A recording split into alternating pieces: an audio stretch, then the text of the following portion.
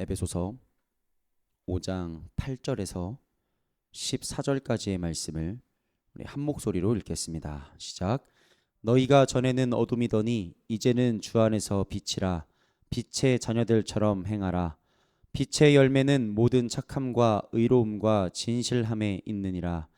주를 기쁘시게 할 것이 무엇인가 시험하여 보라. 너희는 열매 없는 어둠의 일에 참여하지 말고 도리어 책망하라. 그들이 은밀히 행하는 것들은 말하기도 부끄러운 것들이라. 그러나 책망을 받는 모든 것은 빛으로 말미암아 드러나나니 드러나는 것마다 빛이니라. 그러므로 이르시기를 잠자는 자여 깨어서 죽은 자들 가운데서 일어나라. 그리스도께서 너에게 비추이시리라 하셨느니라. 아멘. 제가 최근에 어떤 한 목사님의 그 설교 쇼츠를 이렇게 하나 보게 되었는데, 그 영상의 내용이 얼마 전에 있었던 그 스타벅스 사태와 관련된 것이었습니다. 제가 그래서 어떤 내용을 또 이렇게 말씀하시나 하고 봤더니, 이제 그리스도인이 스타벅스 불매 운동에 참여하는 것은 우리가 하나님의 자녀로서 빛의 역할을 하는 것이다 라는 말씀을 하시더라고요. 그러면서 이런 폐륜적 기업을 이제 우리가 불매 운동으로 망하게 함으로써 우리가 약자의 편에 서야 한다라는 그런 말씀을 하셨습니다. 근데 이 채널이 그렇게 작은 채널은 아닙니다. 구독자가 한 8만 명 정도 되는 채널이고, 최근에 뭐 사람들에게 말씀이 좋다고 해서 막 이렇게 각광을 좀 받게 된 것 같더라고요. 제가 최근인지 언제인지 정확한 그 시점은 모르겠으나 어쨌든 그래가지고 좀 이렇게 유명해져서 교회에도 사람들이 막 거의 100명 가까이 찾아오고 했던 이제 그런 이제 교회인가 봐요. 거기도 되게 작은 교회인데, 근데 어쨌든 이렇게 말씀을 하시는 걸 보면서 제가 또 참 한숨을 쉬었습니다. 이게 참 끊임없이 이런 이야기들을 하시는 목사님들이 계시는구나. 정말 끊임없이 정말 완전 반대되는 길을 가시는 이런 목사님들이 나오시는구나라는 걸 보면서 참 속에서 이렇게 탄식이 좀 흘러나오더라고요. 게다가 거기에 달린 댓글들을 좀 봤더니 비판하는 댓글도 약간씩은 있었습니다. 근데 대부분의 댓글은 이 시대에 참 종이시다. 이 시국에 마음이 참 답답하고 힘들었는데 목사님 말씀을 듣고 은혜를 받습니다. 위로를 얻습니다. 라는 그런 또 댓글들이 많이 있더라고요. 그러니까 완전히 우리와는 다른 세상에 사는, 어떻게 보면은 주님 안에서 하나가 되기도 했고 우리가 같은 하나님의 백성으로 살아가긴 하지만 하나의 사건을 두고 정말 극명하게 다른 해석을 하는 이런 모습들을 보면서 이게 참 차라리 우리가 틀렸으면 좋겠건만 그렇지 않다는 확신이 더 들기 때문에 더 마음이 아프고 참 힘들었습니다. 여러분들, 목회자들이 왜 이런 말을 하는 줄 아십니까? 이게 지식이 부족해서 그렇습니다. 그러니까 성경은 잘 아는데 세상을 모르기 때문이에요. 여러분, 목회자들이 성경을 참 잘 알아야 됩니다. 그렇죠? 하나님의 말씀을 가르치는 것이 목회자의 역할이기 때문에 이 성경에 담긴 하나님의 뜻을 정확히 캐치해내서 그것들을 선포하고 전하는 것은 목회자의 정말 가장 중요한 어떤 역할이라고 이야기를 할 수가 있습니다. 그런데 이 말씀을 전할 때 진짜 필요한 것이 뭐냐면 세상에 대해서도 이해를 해야 될 필요가 있다는 겁니다. 이게 말씀만 알고 있잖아요. 그러면은 세상에서 어떤 일이 일어났을 때 그 뒤에 담긴 배경이나 어떤 이런 것들을 모르게 되면은 이것을 말씀을 가지고 엉뚱하게 해석을 하는 일들이 일어납니다.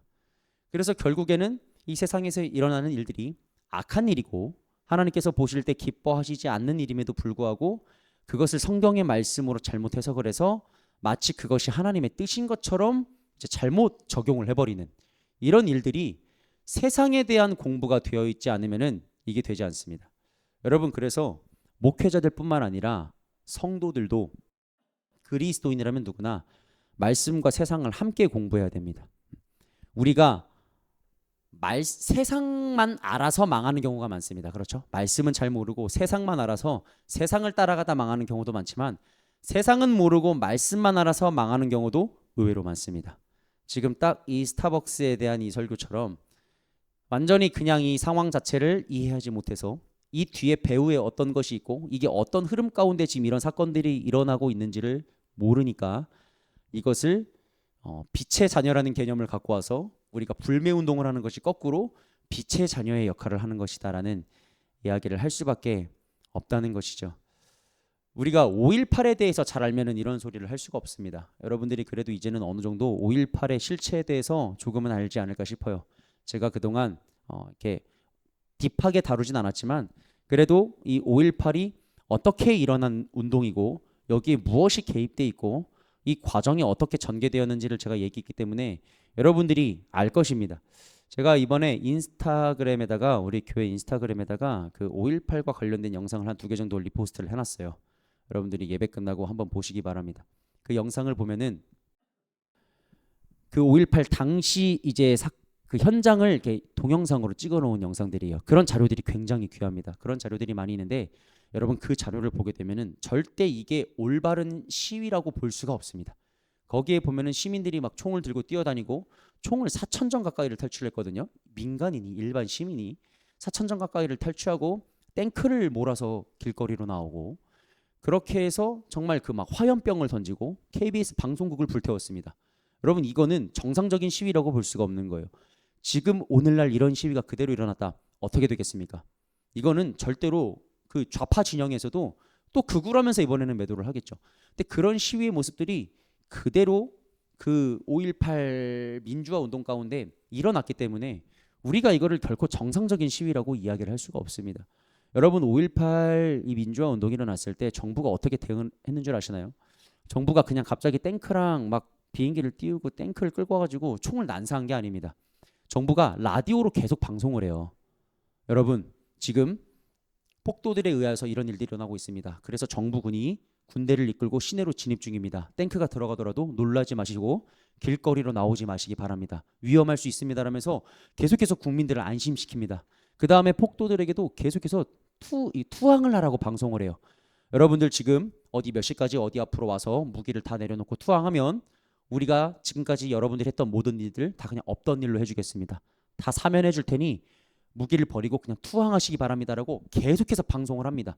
근데 무기를 버리지 않고 탱크를 갖고 그 시민들을 위협하면서 그렇게 했던 거예요. 물론 개 중에는 선동을 당해서 시위에 참여하신 분들도 계시겠죠. 그래서 진압 과정에서 돌아가신 분들도 분명히 있습니다. 그래서 우리가 이 5.18 운동을 얘기할 5.18 민주화 운동을 얘기할 때 무조건 여기 있는 사람들이 다 간첩이고 희생을 당한 사람들도 우리가 애도하면 안 된다 이런 개념이 아니라 분명히 그 안에서 죽은 희생자들도 애도해야 될 필요도 있습니다. 그거는 명백합니다. 하지만 이 운동이 일어나게 된 기원 자체는 그 시작점 자체는 절대로 이거는 우리나라 사람들이 순수한 마음에서 일어난 마음이 아닙니다. 그 당시 광주에 있던 간첩들에 의해서 선동을 당했을 가능성이 매우 높습니다. 정황상. 그러니까 북한에서도 탈북민들이 내려와서 이야기를 합니다. 북한에서는 어렸을 때부터 그렇게 우린 교육을 받는다. 교과서에도 나와 있고 항상 5.18에 대해서 기념 행사가 열리고 북한에서 심지어 어떤 게 있냐면은 5.18 민주화 운동 때 죽은 사람들에 대한 어떤 훈장이 수여된 것도 있어요. 아니 북한에서 대한민국 사람들이 죽었는데 훈장을 왜 수여합니까? 거기에 실제로 북한에서 파송을 했던 간첩들이 있었다는 소리잖아요. 이게 명백한 증거입니다. 근데 웃긴 것이 계속해서 이 나라에서만 부인을 합니다. 이 좌파 세력들에서만 아니다. 북한이 저렇게 하는 거 아니다. 아니 북한이 본인들이 했다고 이야기하는데 아니라고 합니다. 이재명도 지금 그렇지 않습니까? 이번에 이란에 의해서 우리나라 선박이 이제 피격을 당했었죠. 이란이 말합니다. 우리가 쐈다. 이재명이 그럽니다. 아니다. 이란이 쏘지 않았다. 이란이 말합니다. 우리가 위협하려고 쐈다. 이재명. 아니다. 이란이 위협하려고 쏜 건 아니다. 아니 계속 공격을 했다는데 우리가 스스로 나서가지고 그게 아니다라고 이야기를 하고 있는 겁니다. 아니, 이게 완전한 모순을 일으키고 있잖아요. 이 5.18 민주화 운동 자체가 지금도 계속해서 성역화가 되어 가고 있는데 여러분 이런 사실들을 조금 제대로 조금만 공부를 해봐도 알 수 있습니다. 관심을 갖고 들여다만 봐도 우리가 어느 정도 팩트 체크를 해볼 수가 있어요. 그럼 그렇게 한 다음에 그 사실관계를 갖고 이 현재 상황을 바라보게 되면은 어디가 잘못됐고 뭐가 맞을 수 있겠구나가 얼추 나옵니다. 근데 이런 것들을 해보지 않고 그냥 우리가 보고 듣고 한 대로 그대로 말씀을 갖다가 적용을 해버리면은 이제 이 5.18을 조롱한 스타벅스는 이거는 완전 이상한 기업이 되는 거죠. 이거는 희생자들을 조롱한 그 숭고한 민주화 운동의 희생자들을 조롱한 스타벅스는 당연히 망해야 되는 기업이 되어버리는 것이죠. 근데 이거 자체가 실제로 그렇지가 않잖아요. 그래서 우리가 항상 세상을 놓고 공부해야 될 필요가 있는 겁니다. 이분이 또 그런 이야기를 말씀하시더라고요. 현재 이재명이 대통령직을 아주 잘 수행하고 있다. 왜냐하면 약자를 잘 돌보고 있기 때문이다. 여러분 올해 2월 달에 화성시 그 향남에서 어떤 일이 있었냐면은 한 이제 그 공장이었을 거예요. 아마 제가 정확한 그 기업은 기억이 안 나는데 이제 그 사장이 회사 사장이 태국인 이주 그 노동자가 있었어요. 불법 체류자였습니다.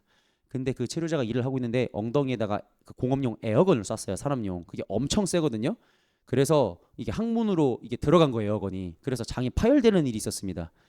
그래서 이 태국인 이제 노동자가 외국인 노동자가 불법 체류자니까 어떻게 산재 신청도 못하고 뭘 할 수가 없잖아요. 왜냐 추방을 당해야 되니까 정당한 그거를 못 받는 거예요. 근데 이게 4월 달쯤에 언론에 알려졌습니다. 그랬더니 이재명이 여기에 대해서 바로 불법 체류자 상관없으니까 일단 치료부터 받게 해주고 산재를 다 하게 해줘서 산재가 막 하루 만에 통과돼가지고 일사천리로 일이 딱딱 진행돼서 이 사람이 치료를 받을 수가 있게 되었어요. 이것은 잘한 건 맞습니다. 그러니까 이 목사님이 이 사건을 이야기하면서 아 이재명이 약자의 편에 서서 약자를 도와줬다. 정말 좋은 대통령이다라고 이야기를 하더라고요. 여러분 이거 잘한 일 맞습니다. 제가 봐도 이거는 잘한 일이 맞고 일단은 도와주는 것부터 해야죠. 도와주는 것부터 해놓고 그 다음에 불법 체류에 대한 거는 우리나라에서 이제 추방을 하든지 뭐 이런 일들이 이루어지는 게 맞습니다. 그래서 이런 것들은 대통령으로서 저도 잘한 일이라고 생각합니다. 여러분 이재명이 무조건 나쁜 일만 하는 건 아니에요. 분명히 그 가운데는 좋은 일들도 당연히 합니다. 그래도 국가의 원수인데 어떻게 나쁜 일들만 하겠습니까? 당연히 좋은 일들도 하는데 문제는 뭐냐? 그 약자를 도와준 사건 하나를 가지고 이재명이 국정 운영을 잘하고 있다라고 이야기하는 것 자체가 이미 이거는 편견을 가지고 보는 거잖아요. 이재명이 어떤 사상과 이념을 가지고 대한민국을 먹으려고 하는지 어떻게 대한민국을 파괴해가고 있는지를 전혀 보지 않고 그냥 이재명이 그 약자 한 명을 돌봤다고 이게 참 좋은 대통령이고 잘하고 있는 대통령이라고 말하고 있는 것 자체는 우리가 솔직히 굉장히 동의하기가 어렵지 않습니까? 예를 들어서 제가 막 복음을 왜곡해서 전하며 한국교회에 심각한 폐해를 초래하고 있습니다. 그런데 제가 매주 독거노인분들을 찾아가서 막 돌봐드리고 봉사를 하면은 제가 목회를 잘하고 있는 목회자입니까? 당연히 그렇게 하지 않겠죠. 본질 자체가 틀어졌는데 제가 아무리 가서 봉사를 한들 그거 하나만 가지고 어떻게 저의 사역을 잘했다고 평가할 수가 있겠습니까? 마찬가지로 이재명 대통령이 그렇게 한 것 자체는 잘한 것이지만 전반적인 국정 운영과 이 정부가 가지고 있는 어떤 생각들과 정책들, 사상들 모든 것들을 보게 되면은 우리가 절대로 여기에 대해서 잘한다, 옳다라고 이야기할 수가 없다는 것이죠. 좌파 그리스도인들이 범하는 주된 오류 중에 하나가 사랑을 실천하고 약자를 돌보는 것이 이 세상의 빛과 소금의 역할을 하는 어떤 절대적인 기준, 유일한 기준이라고 생각을 합니다. 이것이 빛과 소금의 역할을 하는 하나의 기준이 되는 것은 맞습니다. 우리가 분명히 이 땅 가운데서 살아갈 때 약자를 돌보고 많은 사람들을 사랑하고 예수님의 마음으로 그들을 품고 그들을 돌보는 것은 분명한 성경적 가르침이 맞아요. 하지만 우리가 빛의 자녀로 살기 위해 해야 하는 것은 그것이 전부가 아닙니다. 이 성경이 말하고 있는 빛의 자녀의 역할은요, 이 땅에 어둠이 가득 찬 모든 곳을 말씀과 진리의 빛으로 밝혀서 그곳을 거룩하게 하라는 것을 이야기하고 있습니다. 빛으로 어둠을 밝히는 것, 진리로 이 땅을 돌보고 보호하는 것, 이것이 바로 성경적 관점에서 빛의 자녀인 우리에게 요구되는 주된 역할이라는 것이죠. 오늘 말씀을 보면요, 바울은 에베소 교회에게 빛의 자녀들처럼 행하라고 권면을 하고 있습니다. 여기서 바울이 빛의 자녀들처럼 행하라고 하는 것은 일단 어떤 개인적인 죄에 관한 것들이에요. 그 앞의 내용을 보게 되면은 너희가 음행과 온갖 더러운 것과 탐욕은 이름조차도 부르지 말라라고 이야기하고 있습니다. 또한 누추함과 어리석은 말이나 희롱의 말을 하지 말라라고 이야기를 하고 있어요. 그러니까 너희가 전에는 어둠에 거하였다. 너희는 어둠 자체였다. 어둠에 있는 자들이었으나 이제는 예수님을 통하여서 너희가 빛의 자녀가 되었기 때문에 너희가 과거에 있었던 모든 행실, 그리스도인으로서 어울리지 않는 모든 행실을 이제는 버려야 된다. 이것을 버리고 너희가 빛의 자녀처럼 행해야 된다라는 것을 바울이 오늘 본문 말씀에서 이야기를 하고 있는 겁니다. 그리고 11절에서 그 방법으로 두 가지를 제시합니다. 첫 번째는 참여하지 말라는 것입니다. 그러니까 단순히 어떤 그런 어둠의 일들에 동조하지 않는 것을 넘어서 어둠의 일과는 어떠한 형태의 연대나 타협도 하지 말라는 아주 강한 권면을 하고 있는 겁니다. 여러분, 그리스도인들은 거룩해야 하는 자들입니다. 그리스도인들의 가장 큰 특징을 뽑으라고 한다면 사실 거룩이에요. 거룩이 어떤 의미입니까? 거룩은 구별됨을 의미합니다. 우리가 일반적으로 거룩을 생각하면은 어떤 선한 행위를 하는 것, 뭐 경건한 생활을 하는 것을 우리가 거룩이라고 생각하기가 쉬운데, 거룩의 가장 본질이 되는 개념은 구별입니다. 무엇으로부터 구별이 되는 겁니까? 악으로부터 구별이 되는 겁니다. 철저하게 선의 편에 서서 악을 멀리하고 그 악에 참여하지 않는 것이 성경에서 이야기하고 있는 이 거룩의 개념입니다. 그래서 하나님께서 우리에게 뭐라고 말씀하십니까? 내가 거룩하니 너희도 거룩하라라고 말씀하십니다. 내가 선하니 너희도 선해야 된다라고 말씀하십니다. 내가 의니 너희도 의로워야 한다고 말씀을 하십니다. 그래서 예수님께서 우리의 죄를 용서하셨을 때 우리의 죄가 어떻게 됩니까? 맑게 씻어집니다. 우리가 약간의 죄인으로 우리의 신분이 남아있는 것이 아니라 우리의 신분이 완전한 의인으로 돌아섭니다. 하나님과 같이 우리의 신분은 거룩한 자로 우리가 다시 태어나게 되는 것이죠. 이처럼 거룩이 그리스도인의 가장 본질적인 특징이기 때문에 그리스도인은 철저하게 악이 있는 곳을 우리의 빛으로 밝힐 필요가 있는 겁니다. 그래서 바울이 두 번째로 말하는 것이 무엇이냐면 책망하라라고 이야기를 합니다. 여기서 책망하라는 것이 단순히 악이 있습니다. 어떠한 악이 있으면 그것에 대해서 우리가 질책을 하면서 저거는 잘못되었다라는 정도를 이야기하는 게 아니라 그 악을 폭로해서 그 악이 어둠이라는 것을 드러내서 이 악을 사람들이 보고 멀리할 수 있도록 그것을 거룩하게 만들라는 것을 이야기합니다. 그 실체를 객관적으로 드러냄으로써 그 악의 무익함, 그 악의 더러움을 온 열방 가운데 선포하는 것이 이 책망하라에 담긴 의미입니다. 여러분, 빛이 어둠 가운데 비추면 어둠이 어떻게 됩니까? 어둠은 즉시 물러가게 됩니다. 우리가 여기 성전의 모든 불을 다 꺼놓고 있다가 들어와서 성전불을 딱 켜는 순간 어둠은 순식간에 사라집니다. 그리고 빛만 남게 되죠. 여러분, 우리가 빛의 자녀의 역할을 한다는 것은요, 바로 이 어둠을 밝히는 것을 의미합니다. 이 땅에 있는 모든 영역 가운데 어둠이 있는 곳이라면은 그리스도인들은 항상 무엇을 가지고 그곳에 나아가야 합니까? 말씀을 가지고 나아가야겠죠. 하나님의 진리를 가지고 나아가야 됩니다. 복음을 들고 나아가야 됩니다. 그래서 그곳을 밝게 비추어서 모든 어둠이 물러가게 하는 것이 바로 이 빛의 자녀로서 우리가 어둠의 일을 책망해야 되는 이 역할이라는 것이죠. 이와 같은 바울의 권면은요, 단순히 우리의 개인적인 죄에만 국한되는 것이 아니라 이처럼 어둠이 거하는 모든 영역에 적용이 됩니다. 빛의 자녀인 우리는요, 사회에서 부패와 거짓과 불의가 있을 때 그것에 참여하는 것이 아니라 책망함으로써 빛으로 어둠을 드러내야 하는 자들입니다. 그런데 이 좌파 목회자나 좌파 그리스도인들은 우리가 이 땅에 빛의 역할을 하는 것에 있어서 진리로 어둠을 드러내는 것보다 특별히 이 약자를 돌보는 것을 굉장히 강조를 많이 합니다.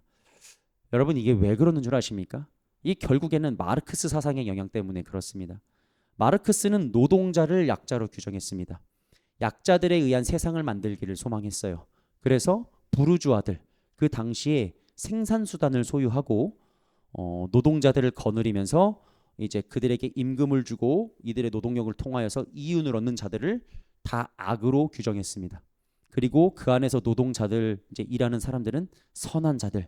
그래서 이들은 약자로 규정을 해놨습니다. 그러니까 선과 악의 대립 구도가 단순히 사장과 직원이 된 겁니다. 이거는 말이 안 되는 이야기죠. 그러니까 철저히 노동자의 관점에서만 해석을 하고 있는 겁니다. 그래서 마르크스가 꿈꿨던 그 유토피아라는 사회도 결국에는 이 프롤레타리아 혁명, 이 노동자들의 혁명을 통하여서 결국에는 이 부르주아들을 다 우리가 없애고 노동자들이 중심이 되는 세상을 만든다. 이게 공산국가입니다. 그래서 마르크스가 꿈꿨던 것이 바로 이 공산국가죠. 여러분, 이 마르크스가 주창했던 공산주의와 이런 사상 자체가 가만히 들여다보잖아요. 그러면은 우리의 어떤 인식 가운데도 스며들어 있습니다. 우리가 이런 교육을 받기 전에 옛날 어렸을 때부터 좀 이렇게 많이 갖고 있었던 이미지가 뭐냐면은 부자들을 생각하면 어떤 이미지가 떠오르십니까? 좋은 사람, 되게 건강한 사람, 뭐 성실한 사람이라는 이미지가 떠오르십니까? 그렇지 않습니다. 보통 부자 하면 어떻습니까? 뭔가 좀 이렇게 심술구져 보이고 조금 나빠 보이고 자기밖에 모르는 것 같고 나눌 줄 몰라 보이고 이런 인식들이 우리 안에도 박혀 있잖아요. 저도 어렸을 때 부자 하면은 저도 이제 가난하게 살았다 보니까 부자라고 하면은 항상 나쁜 인식이 있습니다. 지들만 저렇게 돈을 많이 갖고 좀 나눠주면 안 되나? 한 100억 갖고 있으면은 99억 나눠줘도 괜찮지 않나? 1억만 있어도 살 수 있으니까 어렸을 때 생각으로는 이제 돈의 개념이 없으니까 그런 생각들을 저도 굉장히 많이 했었습니다. 근데 제가 나중에 이 말씀을 제대로 알고 사상사를 제대로 공부를 해보니까 이게 결국에는 공산주의의 영향입니다.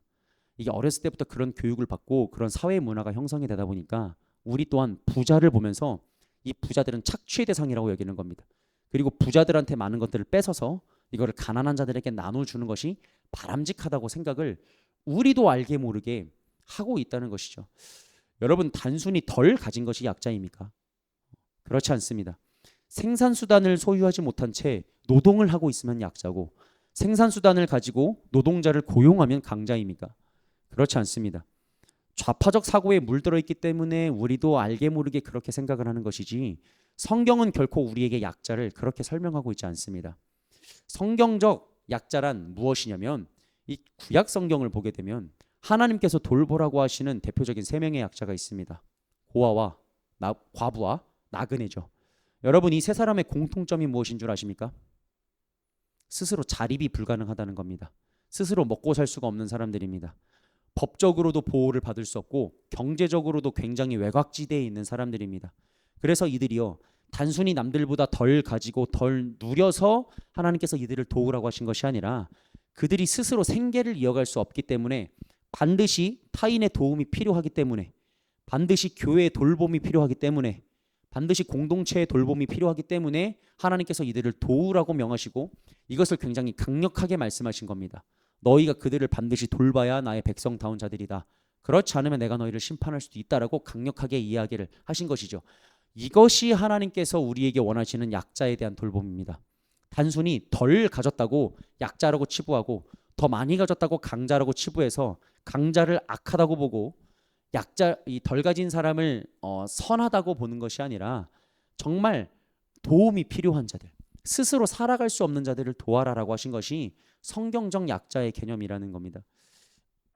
이것을 오늘날에 그대로 적용해 본다면 가진 것이 상대적으로 적은 사람을 우리는 약자라고 이야기할 수 없습니다.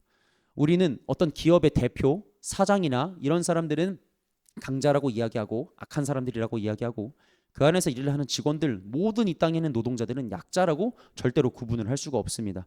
오늘날 대한민국만 보더라도 굉장히 많은 노동자들이 있죠. 굉장히 많은 노동자들이 이 노동을 통하여서 임금을 받고 생계를 이어가고 또 많은 일들을 하면서 이렇게 살아갑니다. 그런데 이 노동자가 충분한 보상을 받는 사람들이 훨씬 많지 그렇지 않은 사람들은 사실 적습니다. 물론 제가 뭐 정확한 통계를 알지는 못해서 어느 정도로 임금 체불이 이루어지고 여기에 대해서 조금 부당한 대우를 받는 사람들이 많은지까지는 제가 잘 모르겠습니다. 하지만 우리가 대체적으로 주변만 보더라도 회사에서 일을 열심히 하고도 월급을 못 받거나 막 어떤 정말 부당한 대우를 받으면서 일을 하는 사람들을 사실 그렇게 많이 보지 못합니다. 어쩌다 한 번씩만 그런 사람들이 나와서 뉴스에 한 번씩 나와가지고 뭐 소송을 한다든지 이래가지고 이제 좀 어떤 법원의 도움을 받는다든지 이렇지 보통 노동자들은 정당한 임금의 대가를 받으면서 살아가고 있습니다. 그리고 그것이 어떤 조금 더 상대적으로 많고 적음의 문제이지 그 임금을 가지고 충분히 살아갈 수 있는 사회에서 살고 있습니다. 한편으로는 굉장히 노동자임에도 불구하고 사장들보다 돈을 더 많이 버는 사람들도 있습니다. 여러분, 우리가 일반적으로 고소득층으로 분류하는 많은 직군들이 있잖아요. 직업군들. 그 사람들도 다 노동자입니다. 결국에는. 그렇잖아요. 고용을 받아가지고 하는 사람들이 있잖아요. 지금 월드컵 기간이니까 우리나라 대표 선수들이 또 열심히 저기 북중미에서 경기를 하고 있는데 손흥민 선수만 보더라도 연봉이 어마어마하지 않습니까? 주급으로 뭐 3억, 4억씩 이렇게 받는데 거기도 노동자입니다. 그 구단에서 임금을 받고 고용이 된 노동자란 말이에요. 근데 결국에는 그런 노동자는 웬만한 중소기업 사장님들보다도 더 많이 벌 수도 있습니다. 그런데 단순히 노동자라고 해서 약자라고 본다는 것, 이거 자체가 사실 말이 안 되는 것이고, 그리고 또 오늘날 보게 되면은 이 점점 더 최저 시급이 높아짐에 따라서 기업이 굉장히 어려움을 겪고 있습니다. 여러분, 우리가 이 최저 시급을 놓고 볼 때도 잘 생각을 해야 되는 게 최저 시급이 무조건 높아지면 좋을 것 같잖아요. 절대로 그렇지 않습니다. 최저 시급이 높아지면은 우리야 당연히 일을 하면은 조금 더 많은 돈을 벌 수 있기 때문에 좋지만 문제가 뭐냐면 기업이 무너집니다. 자영업이 무너져요. 자영업이 유지가 되지 않습니다. 알바생을 쓰는 것이 너무 임금이 많이 나가서 사장님들이 혼자 일을 해야 되는 상황이 생깁니다. 그럼 결국 가게가 돌아가지 않습니다. 그럼 어떻게 됩니까? 폐업으로 이어집니다. 여러분, 이 좌파 정권이 이 최저임금도 굉장히 많이 올려놨어요. 지금 10,000원대까지 갔지 않습니까? 이거 자체가 사실은 노동자의 입장에서 보면 좋지만 전체적인 이 흐름에서 봤을 때는 사실 이게 잘하고 있는 것이 아닙니다. 근데 이번에 제가 알기로는 또 최저임금도 17,000원까지인가로 뭐 올려야 된다고 그런 말을 한 거로 알고 있는데, 여러분 대한민국 경제 박살납니다. 이거 진짜로 박살납니다. 편의점 사장님들이 편의점 알바보다 지금 돈을 더 못 가져갑니다. 오히려 편의점 알바를 하는 것이 돈을 더 많이 벌어갈 수 있는 시대예요. 이러면 누가 편의점을 창업하겠습니까? 편의점을 창업하지 않으면 거기서 알바생들이 보통 2-3명씩 있잖아요. 누가 가서 알바를 하겠습니까? 일자리 자체가 없어지는 거예요. 그렇기 때문에 이런 것들을 생각하면서 해야 되는데, 이 공산주의적 마인드를 갖고 있으면 어떻게 하냐? 노동자가 그냥 우선인 겁니다. 노동자? 무조건 약한 사람들, 불쌍한 사람들, 많이 갖지 못한 사람들. 그럼 이 사람들 노동권을 보호해줘야지. 더 많은 이익을 가져가게 해줘야지. 최저임금 올리자. 최저임금 17,000원. 이렇게 흘러가고 있는 것이 좌파들의 사고방식입니다. 이게 참, 그래서 지금 참 안타까운 것이 뭐냐면은, 대한민국도 보게 되면은 이번에 삼성이 그 온누리 상품권 20%를 이제 이렇게 뿌리는 행사를 했었죠. 그래서 한 4천억 정도를 국민들에게 돌려준다고 그 일을 했는데, 제가 삼성을 보면서 참 불쌍함을 느꼈어요.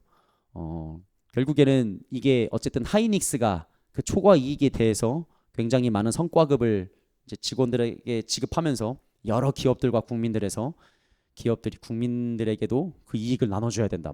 뭐 말도 안 되는 소리를 하고 있어가지고 참 어이가 없는데, 삼성도 거기에 좀 압박을 많이 받았던 것 같아요. 그래서 결국에는 삼성도 어느 정도 이익이 많이 났으니까 이거를 이제 삼성 그 전자에서 가전을 구매하면은 20%를 디지털 온누리 상품권으로 이렇게 페이백을 해준다라고 해가지고 그런 것들을 발표를 했는데, 여러분 기업이 이익을 얻게 된 것은 기업이 잘해서 한 것이지 무슨 국민들이 뭘 도와준 게 특별히 있나 제가 아무리 생각을 해도 잘 모르겠어요. 그렇지 않습니까? 물론 삼성 가전을 우리가 많이 팔아주고 이런 것들은 있겠죠. 근데 삼성 가전이 막 진짜 안 좋은데 우리가 팔아주고 그런 게 아니잖아요. 쓸만하니까 사는 거고 더 좋으니까 사는 거고. 삼성이 또 예쁘게 잘 만듭니다. LG가 기능은 확실히 좋은데 삼성이 확실히 조금 더 잘 만들어요. 저희 집 에어컨도 삼성입니다. LG를 사려고 했는데 너무 못생긴 거예요. 그래서 LG가 좀 에어컨을 잘 만들어줬으면 좋겠어요. 그래서 이제 저도 삼성을 쓰고 있는데, 어쨌든 이런 것들이 우리의 필요에 이제 사는 거지. 우리가 삼성을 통해서 대한민국을 일으켜야 된다면서 국민들이 막 무슨 IMF 때처럼 했으면 제가 말이라도 하지 않겠어요. 근데 그런 것들이 아니지 않습니까? 근데 이 삼성에 대해서도 야, 그 초과 이윤을 나눠라라고 하는 것이 이게 얼마나 이게 도둑놈 신법입니까? 그래서 삼성을 보면서 참 불쌍하더라고요. 여러분 이 보너스를 지급하는 것은 기업의 선택의 문제입니다. 그 직원들에게 그 성과를 나누는 것은 해도 되고 안 해도 되는 것이요. 해주면 감사한 거고 안 해주면은 뭐 직원들이 조금 더 동기를 이제 이렇게 동기부여를 못 받겠죠. 그러니까 기업 차원에서 조금 더 지혜롭게 하려면은 어떤 그런 성과급들을 나누고 보너스를 충분하게 지급을 함으로써 그 직원들이 조금 더 회사에 애사심을 갖고 일할 수 있도록 돕는 것, 그런 어떤 당근의 역할로서 성과급을 하는 것이지, 성과급을 안 주면 기업이 다 저거를 독점하고 나쁜 놈들이다. 여러분 이게 좌파적 사고입니다. 기업이요 반드시 그 이익분에 대해서 직원들하고 그렇게 나눌 의무는 절대로 없습니다. 이게 참 웃긴 게 뭐냐면은 이익에 대해서는 같이 나누자고 합니다. 근데 리스크에 대해서는 같이 지려고 안 해요. 예를 들어 삼성이 100억 손실을 봤다고 가정을 해봅시다. 그러면 직원들이 자기 주머니 털어가지고 그 100억 메꿔줍니까? 그렇지 않잖아요. 월급은 연봉은 그대로 다 받아갑니다. 삼성도 그거를 요구하지 않습니다. 기업도. 근데 정작 기업이 많은 매출을 기록하면은 거기에 대해서는 마치 당연하다는 듯이 돈을 내놓으라고 합니다. 우리가 열심히 일해서 벌었으니까 돈을 내놓으라고 이야기를 합니다. 이미 열심히 일해서 돈을 번게 된 거는 임금으로 지불을 받은 겁니다. 그러면 나는 끝난 겁니다. 물론 조금 더 열심히 하고 직원들끼리 으쌰으쌰 해서 했으면은 기업 차원에서 감사의 의미로 내려줄 수는 있겠죠. 근데 그것을 주장할 권리는 없다는 겁니다. 이미 연봉으로 모든 것들이 체결됐기 때문에 거기서 끝인 거예요. 근데 계속해서 이익분에 대해서는 달라 그러고 정작 손실에 대해서는 함께 책임을 지지 않으려고 하고, 이게 도둑놈 심보라는 겁니다. 이 좌파적 사고는요, 기업과 노동자를 자꾸만 선과 악의 구도로 보려고 하고 강자와 약자의 구도로 보려고 합니다. 그래서 우리가 얼마 전에 통과된 그 노란 봉투법도 이게 계속해서 참 문제가 많은 이게 법안인데, 이 노동조합법 개정안도 참 좌파적 사상이 많이 담겨 있는 개정안입니다. 이 노란 봉투법에 따른 주요 개정 사항이 두 가지가 있습니다. 첫째는 쟁의에 대한 책임을 약화시킨 거고, 두 번째는 사용자의 범위를 확대한 겁니다. 첫 번째로 쟁의에 대한 책임 약화는 원래 기존에는 이제 노조에서 어떤 파업이나 쟁의들을 할 때 근로 조건에 관한 내용들로만 파업이 그러니까 근로 조건에 관한 내용들로 파업을 할 때는 기업이 손해배상 청구를 못했습니다. 여기에 대해서는 합법한 파업이라고 해서, 이거는 기업이 파업을 하면 기업에 자연스럽게 손실이 발생을 하잖아요. 기업의 손실이 굉장히 큽니다. 기업이 크면 클수록 이 파업이 오래되면은 정말 수십억 대의 손실을 입기도 하고 수백억 원대의 손실을 입기도 합니다. 그래서 이렇게 파업을 할 때 어떤 근로 조건에 관련된 것들은 이 파업을 해도 손해배상을 청구하지 못하게 했습니다. 근데 이게 어떻게 바꿨냐면은 이제 근로 조건 포함뿐만 아니라 다른 이유들로 파업을 하더라도 여기에 대해서 손해배상을 청구할 수 없게 만들어놨어요. 제한을 시켜놨습니다. 그러면 이제는 누가 해고를 당했습니다. 그동안에 이런 일들이 많이 일어났는데, 물론 이거를 우리가 무조건 기업이 다 잘했다고만 보지도 사실 볼 수도 없습니다. 기업이 잘못한 부분도 분명히 있을 거예요. 근데 우리가 이것을 그냥 어떤 객관적 시각에서 봤을 때 어떤 사람이 조금 부당하게 해고를 당했습니다. 근데 노조에서 총파업을 합니다. 이제 이거에 대해서는 손해배상을 청구하지 못합니다. 기업에서. 이런 식으로 가면은 점점 이 저울추가 노동자 쪽으로 기울어질 수밖에 없습니다. 기업이 점점 더 손해를 볼 수밖에 없는 구조로 흘러가게 되는 것이죠. 또한 사용자 범위의 확대에 관한 개정안도 있는데, 이것은 원래 원청 기업은 하청 업체에 대해서 본인들이 직접 쓴 게 아니라면은 이 사용자로서 책임이 없습니다.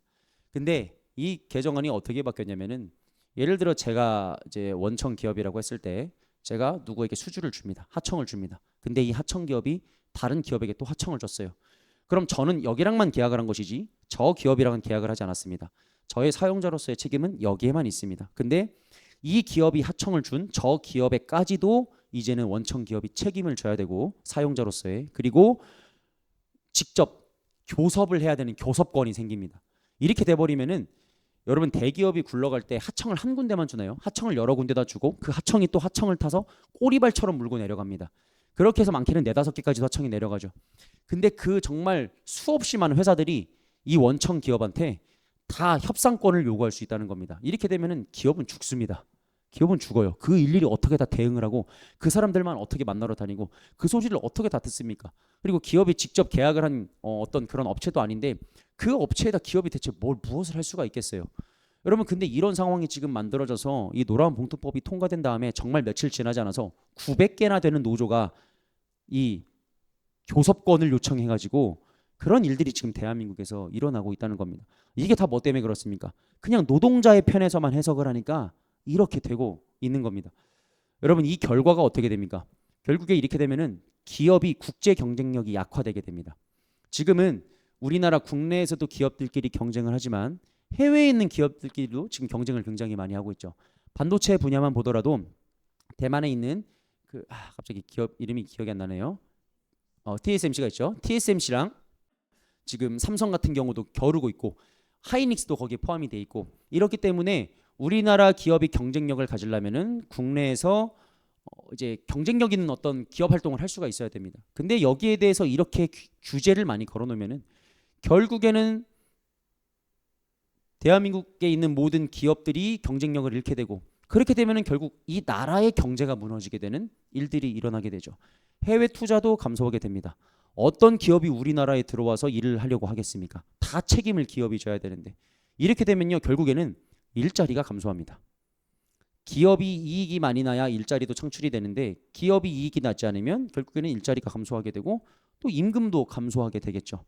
결국에는 이게 노동자를 위하다 보면은 결국에는 기업이 망하게 되고, 그러면 결국 노동자가 일자리를 잃고 다시 또 노동자가 힘들어지는 상황이 오게 됩니다. 여러분, 기업과 노동자는 상부상조의 관계입니다. 기업은 노동자가 있어야 되고 노동자는 기업이 있어야 됩니다. 기업이 성장을 하면 노동자의 삶도 자연스럽게 더 좋아집니다. 기업이 있기에 이 일자리가 창출되는 것이기 때문에 우리가 정말 좀 지혜롭게 하려면 이 기업이 잘 되게 해줘야 됩니다. 기업이 잘 되게 해주면 알아서 일자리가 만들어지고 노동권이 알아서 올라가게 돼 있는 것이 현재 우리가 살고 있는 사회의 상황입니다. 그런데 이 공산주의적 사고는 늘 노동자의 권익 보호에만 신경을 쓴다는 거죠. 그래서 교회에서도 항상 이야기를 할 때 기업을 이게 좀 좌파적 어떤 생각을 갖고 있으면은 기업들을 악하게 이야기를 합니다. 그러니까 현 정권에 대해서도 잘한다라고 이야기를 하는 거고, 항상 뭔가 약자를 돌보고 여기에만 항상 관심이 있고 그것만이 우리의 역할이라고 이야기를 하는 것이죠. 여러분, 우리가 감당해야 하는 빛의 역할은요, 단순히 약자의 편에 서는 것이 아닙니다. 말씀과 진리의 빛으로 어둠을 밝히는 것이 우리가 이 땅에서 해야 하는 근본적인 빛의 역할임을 우리가 절대로 잊지 않아야 됩니다. 지금 대한민국에 어떤 어둠이 임하고 있습니까? 이 공산주의라는 사상에 의하여서 이 사상을 이제 등에 입은 이 좌파 세력들이 지금 대한민국을 유린하는 상황에 있죠. 대한민국의 모든 사회 각 분야들이 전부 다 이 공산화의 영향력 가운데 자유로운 곳이 한 군데도 없을 정도로 우리나라가 정말 큰 위기를 지금 겪고 있습니다. 그러면 지금 어디에 가장 우리가 빛의 역할을 해야 되는 곳이 어디입니까? 당연히 이 공산주의를 무찌르고 여기에 우리가 말씀으로 진리로 빛을 비춰가지고 이 어둠의 영을 몰아내고 다시 대한민국을 살리는 것이 그리스도인들이 해야 될 가장 중요한 빛의 역할이라고 이야기를 할 수가 있겠죠. 그런데 현재 이 교회의 문제가 무엇이냐면 빛의 자녀로 살아야 한다는 것은 압니다. 근데 무엇이 어둠인지를 몰라요. 어둠을 알아야 그곳을 복음과 진리와 말씀으로 밝게 비추어서 모든 악을 드러내고 책망할 수가 있는데, 무엇이 어둠인지를 모르니까 엉뚱한 데다가 자꾸 빛을 비추려고 합니다. 어둠을 빛이라고 생각하고 어둠의 편에 서서 빛에 대다가 빛을 비추며 어둠아 물러가라를 외치는 경우도 있습니다.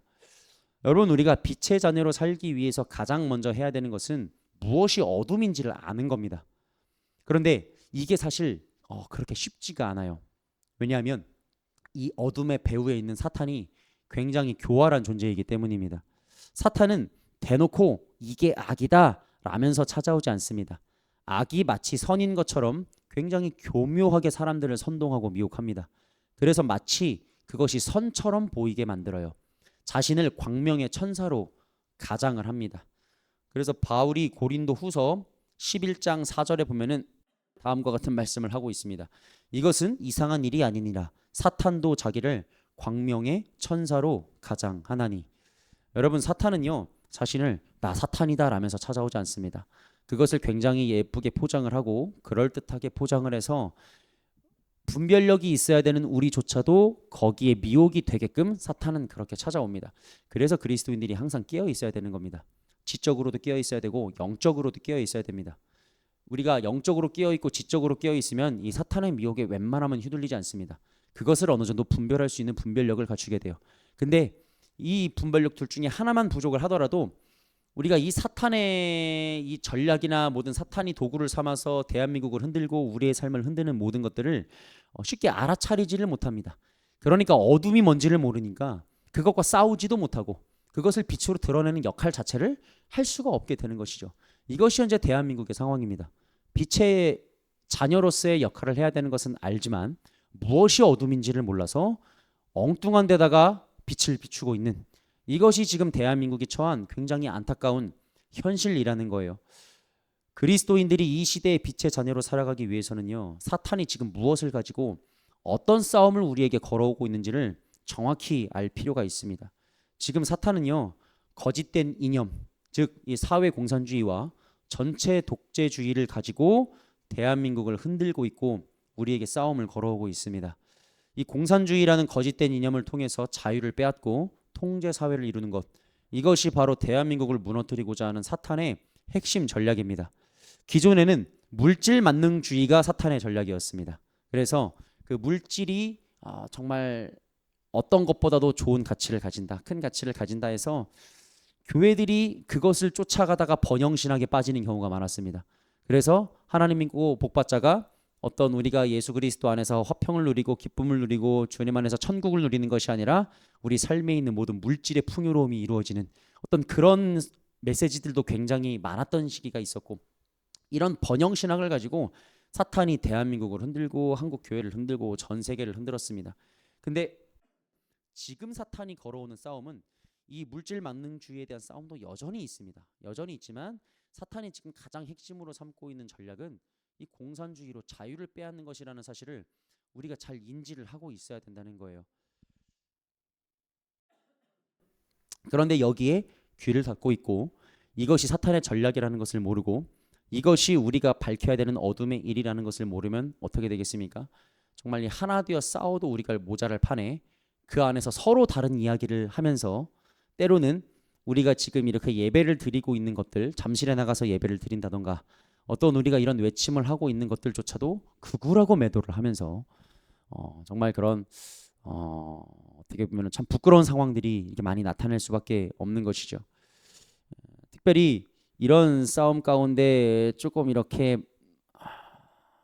이 싸움을 올바르게 분별하지 못하는 분들이 하는 말이 무엇이냐면 이념이 말씀 위에 놓이면 안 된다는 말을 합니다. 여러분 이게 되게 바른 말입니다. 그렇죠? 이념은 절대 말씀보다 앞설 수가 없고 말씀 위에 놓일 수가 없습니다. 항상 그리스도인은 이 세상은 말씀이 먼저입니다. 말씀이 먼저고 이념이 그 다음이지 절대 이 이념이 말씀 위에 놓일 수는 없습니다. 민주주의도 마찬가지고 뭐 자유도 마찬가지고 자본주의도 마찬가지고 모든 것이 다 똑같습니다. 성경으로부터 도출되어야 되는 개념이지 이것 자체가 성경을 해석하는 개념이 되어서는 당연히 안 되겠죠. 그래서 이념이 말씀 위에 앞서면 안 된다라고 하면서 우리가 좌우파를 논하는 것이 아니라 이 이념을 내세우는 것이 아니라 우리는 성경을 이야기해야 된다라고 하는 것들이 어떻게 보면은 표면적으로는 굉장히 바른 말처럼 보입니다. 그리고 실제로 바른 개념도 그 안에는 분명히 담겨 있습니다. 그런데 문제는 어떤 이념이 친성경적이고 어떤 이념이 반성경적인지에 대해서는 분별을 하고 있지 못한다는 겁니다.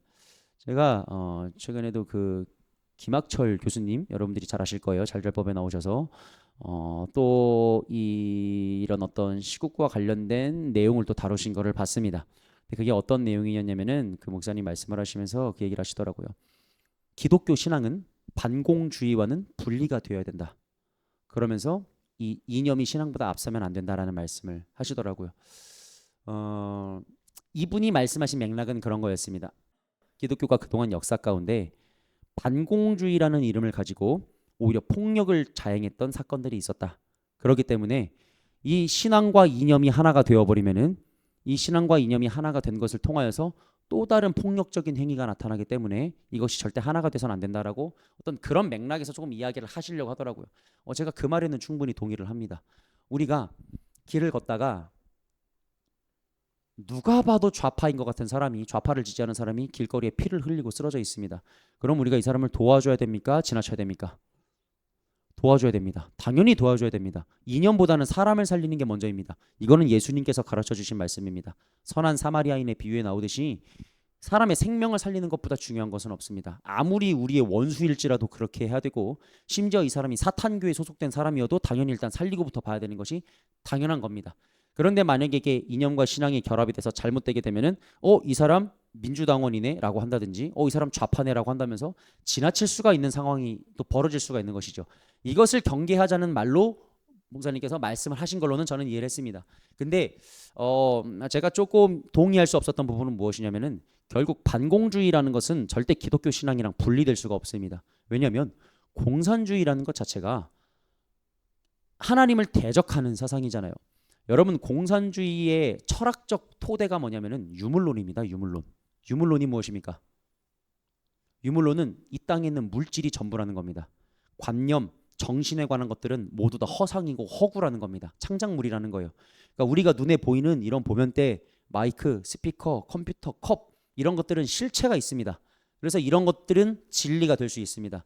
근데 우리가 우리의 어떤 감정이라든지 신이라고 한다든지 우리가 갖고 있는 모든 추상적인 관념과 정신들은 사람이 만들어낸 것이지 실체가 없기 때문에 그것은 진리가 되지 못한다고 이야기하는 것이 공산주의가 취하고 있는 철학적 토대입니다. 그렇기 때문에 이 유물론은 절대로 기독교 신앙과는 함께 갈 수가 없습니다. 당연히 그렇겠죠. 이 마르크스는 인간이 신을 만들어냈다고 봅니다. 유물론적 관점을 취하기 때문에. 그러니까 사람이 먼저 창조가 되었고 그 사람이 신을 만들어냈다고 보는 거예요. 그러니까 하나님이 창작물인 거죠. 하나님께서 우리를 창조하신 것이 아니라 우리가 하나님을 창조해냈다고 하기 때문에 이 신은 없는 존재라고 보게 되는 겁니다. 그런데 여러분, 이것이 공산주의라고 한다면 어떻게 우리가 공산주의와 함께 갈 수가 있겠습니까? 그래서 절대로 그리스도인은 좌파가 될 수 없다는 말이, 이게 이 명제가 성립할 수밖에 없는 것이, 그리스도인은 좌파적 사고를 따라갈 수가 없습니다. 애초에 좌파적 사고 자체가 이 유물론에서 시작을 하기 때문에 그리스도인이 좌파적 사고를 갖고 신앙생활을 하는 것 자체가 사실 말이 안 되는 것이죠. 근데 이것이 지금 현실 가운데서 왜 가능하고 있느냐? 몰라서 그렇습니다. 이게 어떤 토대를 갖고 있는지 잘 모르고 사탄이 광명의 천사로 가장해서 이 공산주의라는 것을 굉장히 아름답게 포장을 해놨기 때문에, 약자를 위한 이념처럼 포장을 해놨기 때문에, 평등을 위한 이념처럼 포장을 해놨기 때문에 사람들이 여기에 혹하고 선동을 당하고 미혹을 당해서 이것의 철학적 토대가 무엇인지를 모르니까 이거를 따라가면서 나는 공산주의를 좋아한다고까지 이야기를 하는 상황이 나오는 것이죠. 저 얼마 전에도 어떤 한 분의 어떤 이런 이야기를 조금 하소연을 듣게 됐는데, 그게 어떤 이야기였냐면은, 이분이 집에 이제 형제가 있는데 그 형제 한 명이 이제 어느 날 말싸움이 좀 일어났나 봐요. 그 정치적인 얘기를 갖고. 근데 그런 이야기를 하더랍니다. 나는 공산주의를 좋아한다. 나는 공산주의를 지지한다. 둘 다 그리스도인입니다. 나는 공산주의를 지지한다면서, 공산주의는 잘못된 게 뭐가 있냐? 성경적으로 보더라도 예수님이 초대교회를 봐라. 그 초대교회에서 다 네 것과 내 것을 구분하지 않고 다 나누지 않았느냐? 사유재산이 어디 있었느냐? 이러면서 공산주의는 성경적인 것이다라면서 오히려 공산주의를 지지하는. 그래서 이 형제분이 도저히 얘기하다가 안 될 것 같아서 목소리가 커지니까 포기하고, 이 벙이 쪄가지고 이걸 어떻게 해야 될까 하나님한테 그냥 기도를 했다고 하더라고요. 여러분, 이런 상황들이 그냥 나오는 겁니다. 단순히 그냥 나누는 것 하나만 보고 이것을 좋다고 여기는 것이죠. 여러분, 성경에서 사도행전에서 나오는 그 4장에 나오는 그 대표적인 구절이 있지 않습니까? 그 초대교회가 모든 것들을 함께 나눴다. 여러분, 이것이 공산주의적 개념을 이야기하는 게 아닙니다. 그 당시에는 뭐였냐면은 가진 것들을 다 나눠서 평등하게 만들었다의 포커스가 있는 것이 아니라 자발적으로 그 역할을 했다는 게 중요한 겁니다. 제가 예를 들어 여기서 빵 3개를 갖고 있고 여러분들이 빵이 없습니다. 우리가 하나의 공동체로 살아가고 있잖아요. 그럼 제가 어떻게 하게 되겠어요? 당연히 예수 그리스도의 사랑으로 여러분들과 빵을 하나씩 나눠야 되지 않겠습니까? 이 개념을 이야기하는 거지, 이것이 제가 빵을 가지고 있는데 제 빵을 뺏어 갖고 여러분들에게 다 해서 빵을 다 4분의 3조각으로 만들어버리는 것을 이야기한다는 것이 아니라는 이야기죠. 대표적으로 이런 어떤 사도행전이라든지 다른 성경 구절들을 갖고 와서 심지어는 예수님도 공산주의자셨다, 뭐 이러는 말도 안 되는 이야기들을 하는 것들이 나오고 있습니다. 그럼 예수님은 본인이 하나님이신데 본인을 허상으로 이야기를 하신 건가요? 말이 안 되는 것이죠. 그러니까 조금만 공산주의에 대해서 공부를 해보고 하면은 알 수가 있습니다. 이 뿌리가 어디에 있고, 그렇기 때문에 지금 대한민국이 이 뿌리 가운데 어떤 위험을 갖고 있는지를, 왜 종교가 탄압될 수밖에 없는 위기를 갖고 있는지를 우리가 알 수밖에 없다는 겁니다. 근데 이 지식이 부족하니까 계속해서 이것을 오해해서 교회에서도 이념을 나누지 말자는 이야기들을 하고, 우리가 이념을 앞세워서 따라가면 안 된다는 이야기들을 하고, 이런 것들을 하고 있는 것이죠. 그리고 더 딥하게 들어가면은 정치적으로 좌파와 그 우파가 나뉘지 않습니까? 결국에는 진보와 보수가 나뉘는데, 이 진보와 보수도, 진보는 유물론에서 나온 것, 그러니까 인본주의에서 나온 것이고 바벨론 문화에서 나온 겁니다. 끝까지 거슬러 올라가면은 바벨탑을 짓고 인간들이 우리의 세상을 살고 만들자, 여기서부터 나온 것이 인본주의입니다. 하나님을 거부하는 사상. 그 흐름 가운데 마르크스의 사상이 19세기에 등장을 한 겁니다. 근데 보수주의는 어떻게 등장을 하냐? 보수주의 같은 경우는 성경적 개념과 같은 선상에서 출발을 합니다.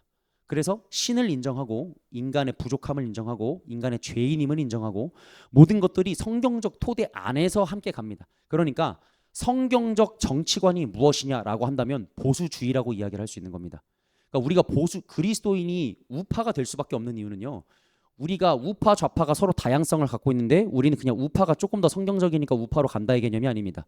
이 우파를 제대로 공부해보고 좌파를 제대로 공부해보면 기원 자체가 다르고, 그 백그라운드 자체가, 하나는 성경적 세계관에서 튀어나온 게 보수주의고, 하나는 인본주의적 세계관에서 튀어나온 게 이 좌파적 이 사상이기 때문에 그리스도인들의 정치를 참여할 때는 당연히 우파가 될 수밖에 없는 겁니다. 당연히 보수주의가 그리스도인의 성경적 정치관일 수밖에 없는 거예요. 근데 여기에 대해서도 보수도 될 수 없다, 진보도 될 수 없다라고 말하는 것은 결국에는 또 공부가 안 돼 있어서 그런 겁니다. 그러니까 지금은 공부를 정말 많이 해야 되는 시대예요. 여러분, 이 싸움 자체가 쉽지 않은 이유가 이게 알기가 되게 어렵습니다. 저도 이것에 대해서 3년 정도 공부를 했으니까 저도 정말 많은 책들을 찾아보면서 보고 해서 이게 아는 거지, 저도 사실 잘 몰랐습니다. 저도 사실 잘 몰랐고, 제가 이전까지도 항상 똑같은 얘기를 하고 다녔어요. 이념이 말씀보다 앞서면 안 된다. 우리는 좌도 우도 아니다 라는 얘기들을 저도 많이 하고 있었고, 실제로 옛날에 대통령 대선 때도 투표를 할 때 저는 막 국민의힘도 민주당도 아닌 데를 찍고 막 그랬었습니다. 근데 이게 물론 그렇다고 해서 우리가 막 국민의힘을 밀어줘야 된다, 이건 또 절대 아닙니다. 국민의힘이 성경이 아닙니다. 이 국민의힘도 싹 다 갈아 엎어져야 되는 집단이지 정상적인 보수 집단이 아니에요. 이거는 여기는 매국노들도 사실 굉장히 많이 있습니다. 지금 배현진 의원만 보더라도 잠실 한 번도 나오지 않습니다. 송파구 의원인데 그 참정권 침해에 대한 사태가 터졌는데 정작 거기 구의원이 거기를 방문을 하지 않습니다. 그러니까 이런 것만 보더라도 이것을 우리가 정상적인 믿을 만한 정치인, 우리와 뜻을 함께하고 있는 정치인이라고 이야기할 수가 있겠습니까? 그렇지 않겠죠. 그래서 우리가 그런 것들은 잘 분별을 해서 가야 될 필요가 있겠지만, 어쨌든 성경적 정치관이 보수다라는 것들은 우리가 어느 정도 알고 가야 될 필요가 있다는 겁니다. 그래서 우리가 보수주의를 외치고 보수가 돼야 된다고 얘기하는 것은 우리가 성경을 떠나서 그렇게 가야 된다는 것이 아니라 이것이 그리스도인의 성경적 정치관이다라는 것들을 이야기하고 있다는 이 개념을 잘 잡아야 될 필요가 있는 것이죠. 여러분, 그리스도인은요, 각 시대마다 시대적 사명을 가지고 있었습니다. 초대교회 때는 복음 전파를 하는 것이 시대적 사명이었습니다. 그래서 그 당시에는 복음 전파를 하면서 순교를 굉장히 많이 당하고 핍박을 많이 당했던 것이 그 당시에 그리스도인들이 가지고 있었던 하나의 사명이었습니다. 또 고대 교회 때는, 그러니까 초대 교부 시절에는 복음을 왜곡하려는 이단들과의 싸움이 그 당시 그리스도인들의 사명이었습니다. 그래서 삼위일체론에 대한 어떤 이렇게 교리화, 그리고 기독론에 대한, 그러니까 예수님에 대한 교리화들이 이 당시에 다 이루어지거든요. 300년대에. 그 당시에 이제 싸웠던 그 초대 교부들이 이단들이 가지고 있는 모든 교리들, 잘못된 가르침들을 다 정리하고 이것을 교회의 전통으로 딱 만드는 역할을 합니다. 이것이 초대교회 때, 초대 그 교회 시절에, 초대 교부 시절에 있었던 그리스도인들의 사명이라고 이야기를 할 수가 있겠죠. 또 중세 때는 무엇이 그리스도인의 사명이었습니까? 가톨릭과의 싸움이 그리스도인들의 사명이었습니다. 가톨릭이 복음을 왜곡해놨습니다. 그래가지고 하나님을 이상하게 믿게끔 만들어놨어요. 그래서 프로테스탄트라는 어떤 반향이 일어났고 그거에 따라서 종교개혁이 일어난 것인데, 그 당시에는 어떤 그런 개혁적 움직임이 잘못된 복음에 맞서서 싸우며 올바른 신앙을 쫓아가는 것이 그리스도인들의 사명이었습니다. 현대교회 그리스도인의 사명은 무엇입니까? 계몽주의와의 싸움입니다. 인간의 이성을 절대시해서 결국에는 이성으로 모든 것들을 판별하려고 하고 과학으로 모든 것들을 판별하려고 하는, 그래서 우리의 이성과 과학에 어긋나는 것들은 다 거부하는, 그래서 하나님을 거부하려고 하는 이러한 시도 자체에 그리스도인들이 맞서서 싸워야 했던 것이 현대 이 교회에서의 그리스도인들의 사명입니다. 지금 한국교회의 사명은 무엇입니까? 지금 한국교회의 사명은 좌파 세력과의 싸움입니다. 그것이 우리가 가지고 있는 시대적 사명이라는 이야기입니다. 이것이 단순히 그냥 우리가 이것도 해야 되는 그것이 아니라 이것에 전력을 투구해서 막아내야 되는 시대적 사명과도 같은 일이 바로 이 좌파 사상에 맞서 싸우는 것이라는 거예요. 시대적 과제라는 겁니다. 이 시대적 사명은 어느 특정한 부르심을 입은 사람이 감당하는 게 아닙니다.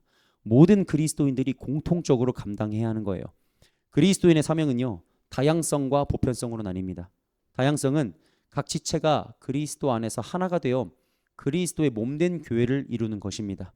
그래서 우리가 서로 어떤 직분적 다양성을 갖거나 역할적 다양성을 갖고 하나님의 부르심에 따라서 주님께서 맡기신 역할을 하며 살아가는 것이 다양성입니다. 그래서 에베소서 4장만 보더라도 하나님께서 어떤 사람은 사도로 세우시고, 어떤 사람은 선지자, 어떤 사람은 복음 전하는 자, 어떤 사람은 목사, 교사로 세우셨다고 나오듯이 이런 직분적 다양성에 따라 사명을 맡게 되는 것이 이 다양성에 관한 것입니다. 그럼 보편성은 무엇이냐? 개인적 부르심과 상관없이 모두가 감당해야 하는 것이 보편적 사명입니다. 우리가 전도를 해야 되는 것, 복음을 전해야 되는 것은 모든 그리스도인들의 보편적 사명입니다. 어떤 그리스도인들은 더 열심히 전도하고 어떤 그리스도인들은 좀 덜 열심히 전도해야 되는 것이 아니죠. 복음 전파는 우리 모두가 최선을 다해서 해야 될 보편적 사명입니다.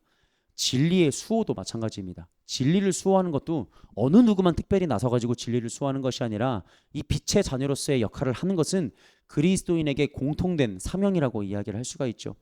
지금 한국교회가 놓치고 있는 부분이 바로 여기입니다.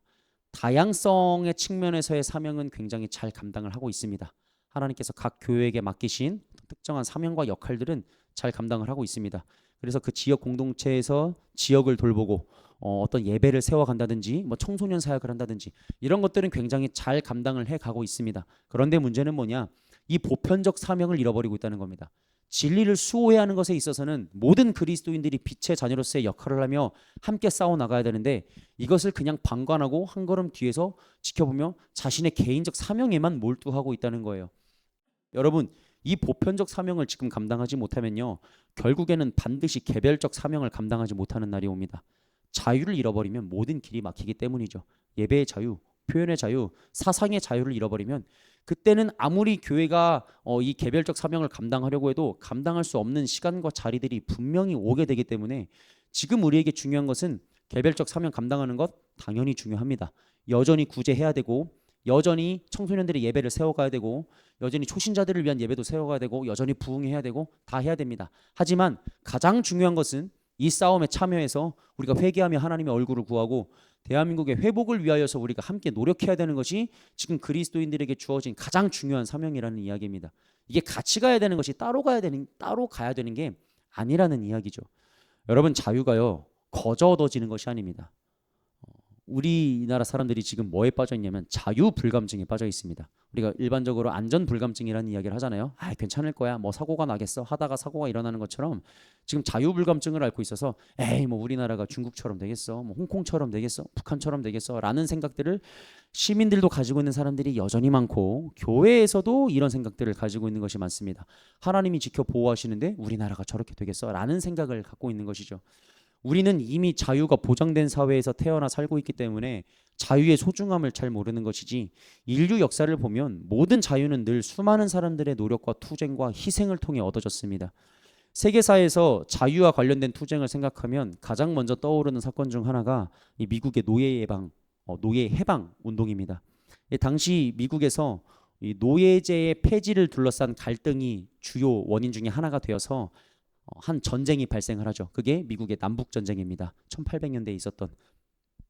그래서 당시 미국의 북부에 있는 사람들은 이 노예제 폐지에 찬성을 했습니다. 왜냐, 여기 있는 사람들은 이미 공업화가 되었던 지역이었거든요. 이미 산업화가 되어서 노동자들이 생겼기 때문에 임금을 주고 노동력을 고용하면 됐기 때문에 굳이 노예라는 제도가 필요하지 않았습니다. 근데 남부 지역은 여전히 농업 사회였거든요. 그렇기 때문에 여기는 일꾼들을 쓰려면 노예가 필요했습니다. 그래서 남부 사람들은 이 노예제 폐지에 반대를 하고 북부 사람들은 노예제 폐지에 찬성을 했습니다.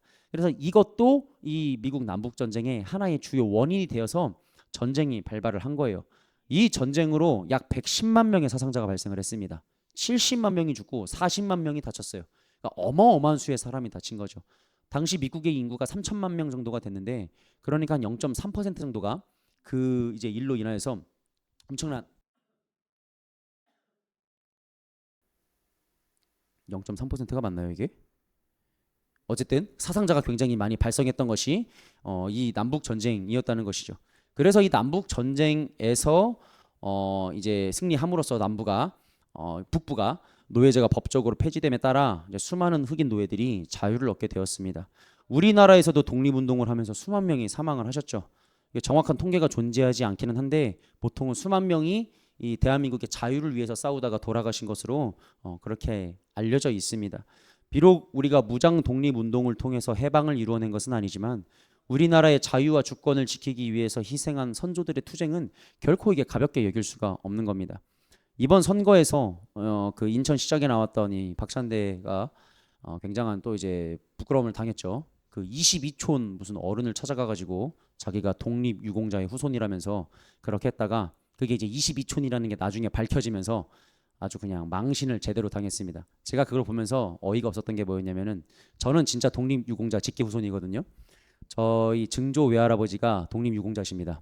그 당시에 실제로 독립운동을 해서 충남 옥천군에서 독립운동을 하셨는데 허자, 상자, 구자라고 치면 인터넷에 나옵니다. 나무 위키도 나오고 독립유공자 명단에도 들어가 있고 실제로 건국 훈장을 받으셨습니다. 그래서 제가 4대 직계 후손이에요. 저 같은 경우는 어디 가서 진짜 독립유공자의 후손이다라고 이야기를 할 수가 있는 사람입니다. 근데 제가 어디 가서 이 얘기를 살면서 단 한 번도 한 적이 없습니다. 여기서 처음 하는 거예요. 그것 자체가 뭐 어쨌든 제가 독립운동을 한 건 아니니까 그래서 굳이 뭐 이야기를 하지 않습니다. 그래서 제가 박찬대를 보면서 어이가 없었습니다. 22촌 어른을 찾아가가지고 정말 뭐 남이잖아요, 여러분. 22촌이면은 얼마나 먼 사람입니까? 근데 그거를 찾아가 가지고 자기가 독립유공자 희생이라면서 어르신이라면서 인사를 하는 걸 보고 야, 참 좌파는 한결같다. 역시 좌파는 정말 철판을 깔아야만 할 수 있는 사람들이지. 저 같은 부끄러워서 못할 것 같아요. 근데 그거를 그렇게 하는 걸 보고 대단하다는 그런 생각이 들더라고요. 여러분, 이처럼 지금 우리가 누리고 있는 자유가 그냥 세워진 것이 아닙니다. 이와 같은 선조들의 피와 땀이 있었기 때문에 세워진 것이에요. 인류 역사 가운데 자유는 늘 희생과 투쟁을 통해 얻어져 왔고 지켜져 왔습니다. 그렇기 때문에 인류 역사상 많은 이들이 이 자유를 지키기 위해 투쟁하고 희생했듯이 지금 우리 또한 이 자유를 잃어버릴 위기 앞에서 투쟁을 해야 되는 것이죠. 이 7월 7일부터도 이제 일명 허위 조작 정보 근절법이라 불리는 이 정보통신망법 개정안의 시행을 앞두고 있습니다. 지금 이것 때문에 대한민국의 자유민주주의는 이제 끝났다라는 탄식이 아주 공공연하게 터져 나오고 있습니다. 이게 어느 정도 수준이냐면 매불쇼라고 있습니다. 그 좌파 이제 그 방송이죠. 그 매불쇼의 진행자인 최욱이 걱정을 하더라고요. 오히려 이거 보수에 의해서 이제 좌파도 공격을 당할 수 있다라면서. 그러니까 이게 지금 좌파 내에서도 이 정도라면은 이게 얼마나 심각성을 갖고 있는 건지를 우리가 체감적으로 알 수 있는 거예요. 심지어는 JTBC에서도 이게 몇 개월 전이긴 하지만 JTBC에서도 그 당시에 이제 막 국회에서 이거 통과를 놓고 막 논의를 할 때 우려를 표하는 어떤 그런 뉴스를 내보내기도 했었습니다. 그러니까 이거 자체가 굉장히 심각한 게 지금 해외 외신에서도 굉장한 우려들을 많이 표하고 있습니다.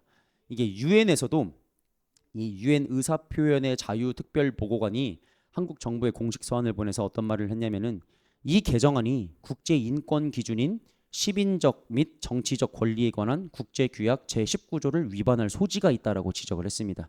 그렇기 때문에 좀 위험한 법안이다라고 이야기를 한 거죠.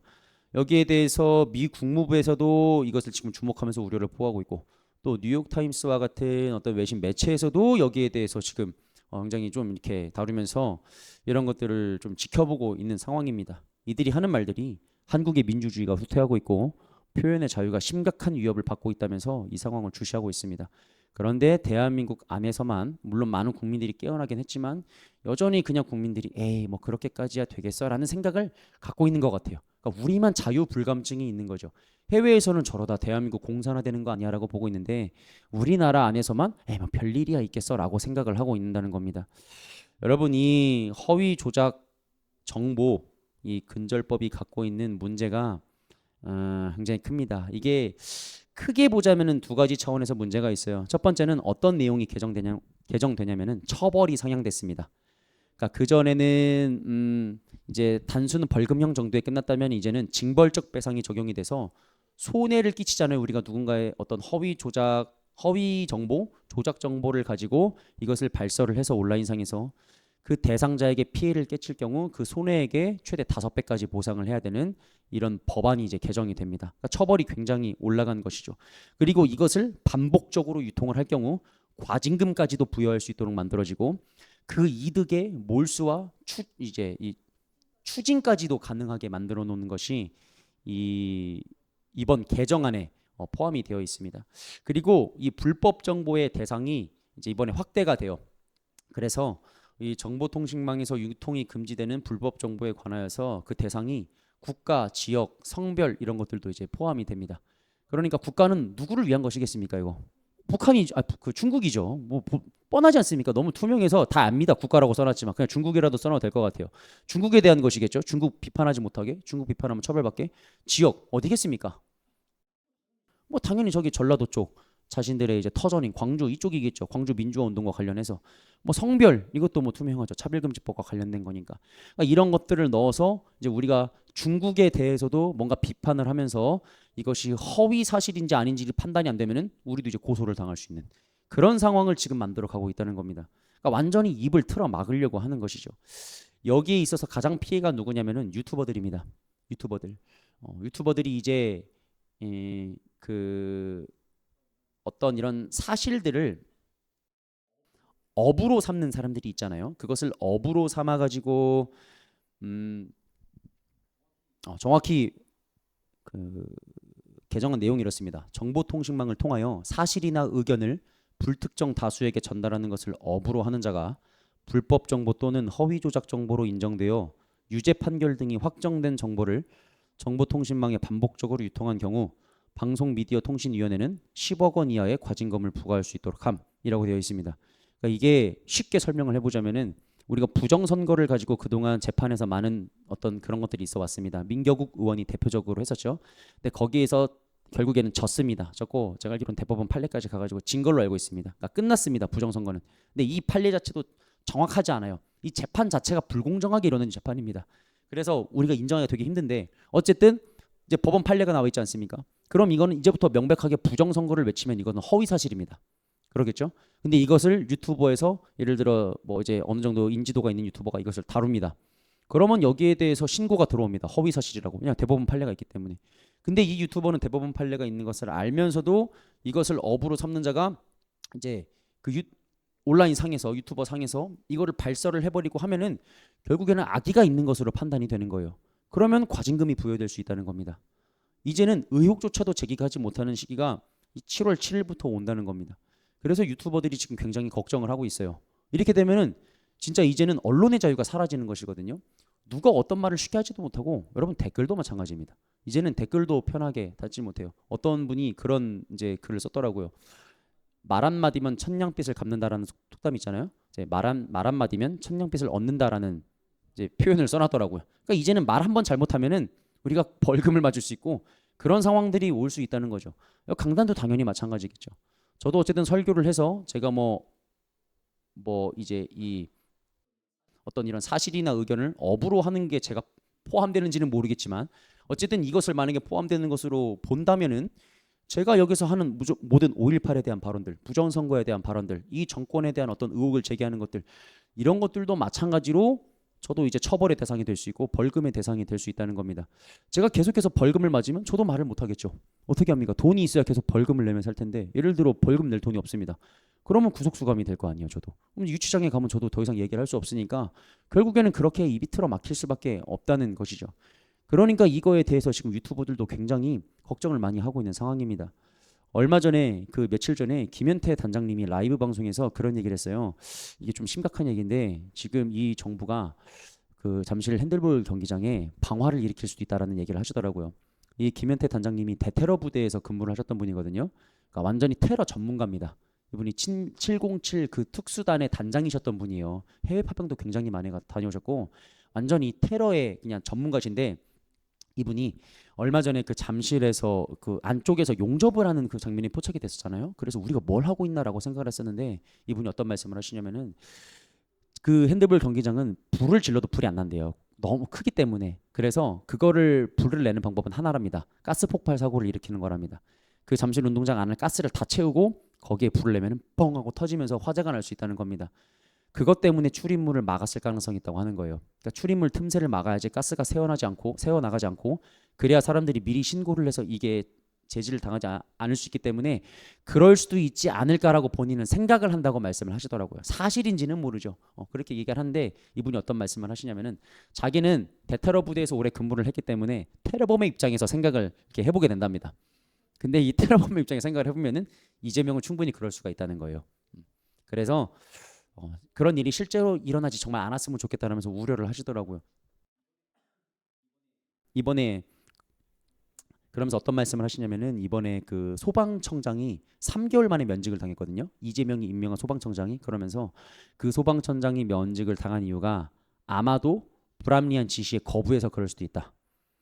그러니까 거기에 가스 폭발 사고를 일으키라는 뭐 어떤 이런 지시가 정부로부터 내려왔을 수도 있는데 그것에 그 소방청장 입장에서는 당연히 그렇게 하지 못하겠죠. 물론 이것은 사실인지 아닌지 모릅니다. 그냥 추정일 뿐입니다. 우리의 생각일 뿐이고 하나의 가설일 뿐이에요.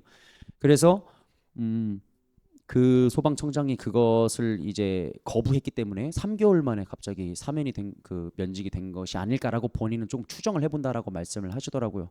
근데 그럴 만한 게 이재명이 직접 임명을 했는데 무슨 그 표면적 이유는 그렇습니다. 무슨 비리가 발견돼 가지고 면직을 했다고 하는데 민주당이 무슨 비리 투성인데 뭐 비리를 가지고 면직을 할 정도의 사람들이 아닙니다. 거기는. 그렇기 때문에 이것도 어느 정도는 충분히 납득을 할 수 있을 만한 어떤 가정이지 않을까라는 생각이 드는 것이죠. 근데 이런 이야기도 이제는 자유롭게 못할 겁니다. 이런 이야기를 하면은 허위 사실이라면서 고소를 당할 거고 그럼 김현태 단장님 채널 막힐 것이고 그럼 이야기들은 우리가 알 수도 없겠죠. 그러니까 이런 일들이 이제는 일어날 수 있다는 겁니다. 이게 아마 잠실 항쟁에도 미치게 될 거예요. 이재명이 지금 계속해서 부정선거 아니다, 부실선거다라고 못을 박으면서 딱 선을 긋고 있기 때문에 잠실에서도 부정선거를 외치고 이렇게 하는 것들이 이제 허위사실 유포, 허위 조작 유포로 해가지고 거기가 어쩌면은, 이건 제 생각입니다, 7월 7일 이후에는 이게 정보통신망에 어긋나지는 않기 때문에 상관이 없지만 그 안에서 BJ들이 방송을 하면은 부정선거라는 거를 이제 얘기하게 되고 하지 않습니까? 그러면 잠실도 어쩌면은 이런 걸로 탄압이 들어올 수도 있지 않을까라는 생각도 그냥 조금 저는 조심스럽게 해보게 되더라고요. 여러분, 이 좌파 세력이요, 신기할 정도로 계속해서 입틀막법을 제정을 합니다. 이상하게 자꾸 허위사실 운운해가면서 계속해서 이제 의혹을 제기하고 문제를 제기하는 것 자체를 못하게 막으려고 합니다. 여러분, 허위사실 유포를 근절하는 것은 겉으로 보면 굉장히 좋아 보입니다. 누가 반대할 사람이 있겠습니까? 허위사실로 인하여서 정말 그 심적인 고통을 당하다가 정말 안 좋은 선택을 하시는 분들도 계시고 그런 것들 때문에 고통을 받고 피해를 받는 사람들이 많기 때문에 이것을 근절하는 것은 너무나도 좋은 법안이에요. 근데 문제는 뭐냐? 이들의 목표가 단순히 허위사실 유포를 근절하는 데 있지 않는다는 겁니다. 이것이 자신들의 입맛에 맞는 사실과 정보만 사회에 통용되게끔 만들려고 하는 것이기 때문에 이것이 문제가 되는 거예요. 결국에는 자신들의 권력을 더 공고히 하기 위해서 지금 무리수를 더 가면서까지 이런 일을 하고 있는 것이기 때문에 우리가 이런 것들을 보면서 지금 굉장히 심각한 수준의 경각심을 느껴야 된다는 겁니다. 여러분, 과거에는 공산주의 세력들이 정부를 차지할 때 훨씬 더 강압적인 방법을 사용하는 것이 가능했습니다. 민주주의에 대한 어떤 시민의식들이 예전에는 없었기 때문에 정부가 대놓고 통제를 해도 항거하기가 어려웠어요. 그런데 대한민국은 이미 70년이 넘도록 자유민주주의 사회에서 살아왔기 때문에 이 자유와 민주주의에 대한 시민의식이 높은 편입니다. 따라서 대놓고 통제를 하려고 하면 반발이 크겠죠. 그렇기 때문에 이 좌파 정권에서도 이것을 함부로 하지는 못합니다. 지금 잠실 저 투표소를 그 개표소를 이렇게 처리하지 못하고 있는 것도 마찬가지예요. 이게 보는 눈이 워낙 많고 시민의식이 높으니까 잘못해서 저거 강경 진압하다가 전국적으로 들고라도 일어나면은 지지 기반이 약해질 수가 있고 흔들릴 수 있고 해외 외신에서 개입하고 하면은 자신네들의 입지가 흔들릴 수 있기 때문에 그러니까 못 건드리는 거거든요. 그렇기 때문에 이 사람들이 지금 강경 어떤 이렇게 이 통제를 딱 하지는 못하니까 이 법안 발의를 통해서 야금야금 먹어가는 겁니다. 합법적 테두리 안에서 이 대한민국의 권자를 공고히 하려고 하는 것이죠. 지금 이렇게 되면은 이제 시민들이 스스로 입을 닫을 수밖에 없게 됩니다. 계속해서 어떤 허위사실 유포와 관련돼서 벌금을 맞게 되고 이렇게 되면은 자연스럽게 말을 하지 않는 분위기가 조성이 되고 스스로를 감시하는 사회가 되어버립니다. 1984라는 소설을 보게 되면은 거기에 이제 빅브라더가 등장하라고 그 통제사회, 감시사회가 나오게 되죠. 제가 그 소설을 한번 읽어봤는데 딱 그 사회가 우리 가운데 올 수 있는 사회고 이미 중국이나 북한 같은 데는 이루어져 있는 사회죠. 실제로 북한 같은 경우는 서로 감시를 하잖아요. 그래서 보이부에다가 이렇게 딱 찌르면은 그 사람들 막 잡혀가고 막 일가족이 몰살당하고 하는 일들이 실제로 일어나고 있는데 그런 빅브라더 사회가 우리 가운데도 올 수 있다는 겁니다. 이 좌파들이 명목상으로는 이와 같은 법안 발의를 통해서 마치 정의로운 사회를 만들려고 하는 척을 합니다. 허위사실 유포 근절을 위해서 5.18 특별법을 개정하겠습니다. 또 정보통신망법을 개정하겠습니다. 라고 하지만 실상은 자신들의 입맛에 맞는 사실과 이 정보만 사회에 통용되게끔 해서 국민들의 눈과 귀를 가리우고 자신들이 권력자의 자리에 올라서 이 사회를 통제하려고 하는 것이죠. 그래서 이들이 부정선거에 목숨을 메고 있는 것입니다. 이 선거를 통해서 행정부와 입법부를 차지하고 나면 이제 공권력을 통해서 사회를 통제하게 되는 것이 가능하기 때문이죠. 이 허위사실 이 근절법이 위험한 이유가 무엇인지 한 가지만 더 이야기를 하자면은 이것이 판단 주체가 되게 애매합니다. 그러니까 허위사실인지 아닌지를 일단 누군가가 판단을 해야 될 거 아니에요. 근데 그 판단을 하는 게 예를 들어 허위사실인지 아닌지 다투기가 되게 어려운 부분이 있습니다. 윤석열 대통령이 계엄을 했습니다. 그럼 이 계엄은 내란 행위이냐 아니냐 이거에 대해서는 같이 판단이 이루어질 수가 있잖아요. 계엄을 했다라는 사실 자체는 팩트입니다. 근데 여기에 대해서 어떤 사람이 이것은 내란이 아니다라고 했으면 허위사실 유포로 신고를 당할 수 있는 겁니다. 그럼 이것에 대한 판단을 누가 합니까? 재판부가 하거나 행정부에서 하게 되겠죠. 그러면 이것은 그 판단 주체가 어떤 생각을 갖고 있는지에 따라서 이게 사실이냐 아니냐의 여부 없이 그냥 그 주관적 판단으로 죄가 정해질 수도 있다는 겁니다. 그래서 이게 되게 위험한 거예요. 결국에는 지금 이 좌파가 정권을 다 장악하고 있는 상태에서 입법, 사법, 행정까지도 장악하고 있는 상태에서 이 허위사실 유포법이 통과가 되고 우리가 여기 신고를 당해서 법정 앞에 쓰게 되면은 이게 유리한 방향으로 흘러가겠습니까? 당연히 그렇지 않겠죠. 당연히 그 안에서 정부에 부역하는 재판관들이 있고 한다면은 그거 허위사실 아닌 거 알면서도 당연히 판결을 그렇게 내릴 겁니다. 그럼 지금부터는 정부에게 유리한 이익이 되는 정보만 이제 계속 돌게 되는 겁니다. 지금부터는 MBC와 JTBC에서 하는 얘기만 사실이 되는 거고 다른 언론사에서 하는 얘기들은 전부 다 거짓이 되는 일들이 일어날 수 있기 때문에 이게 지금 굉장히 무섭다는 거죠. 여러분, 지금 사탄이 이 대한민국을 무너뜨리려고 하는 이 도구로 공산주의 이념을 사용하고 있습니다. 이것을 통해서 이 나라의 자유를 무너뜨리고 통제된 사유를 세워서 결국에는 무너뜨리고자 하는 것이 이 교회입니다. 교회를 무너뜨리고자 이 짓을 하고 있는 것이지 대한민국 하나를 무너뜨려봤자 사탄에게 뭔 의미가 그렇게 있겠습니까? 그래서 이 지금 그리스도인들이 싸우지 않을 수가 없는 것이죠. 그렇기 때문에 지금 이 싸움은 그리스도인들만 해야 되는, 그리스도인들이 최전방에서 해야 되는 싸움입니다.